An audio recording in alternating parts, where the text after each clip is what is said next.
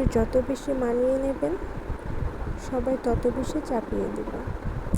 চাপে পড়ে সব কিছু মানতে মানতে এক সময় দেখবেন সবই ঠিকঠাক আছে, কিন্তু আপনি নেই। অবশেষে সমাপ্তিটা এরকমই হয় যে যাদের জন্য নিজেকে এত পরিবর্তন করবেন, ঠিক তারাই আপনাকে দেখিয়ে দিবে, বুঝিয়ে দিবে যে আপনার এত কিছুর কোনো মূল্য নেই তাদের কাছে। এটাই আমাদের মেয়েদের জীবন। আমরা মেয়েরা সবার জন্য যত কিছুই করি না কেন, বেলা শেষে মেয়েদেরকেই শুনতে হয় আমরা কিছু করি না, আমরা কিছু পারি না। শুনতে শুনতে একসময় আমিও ঠিক সেরকমই হয়ে যাই। তখন মানুষের কথার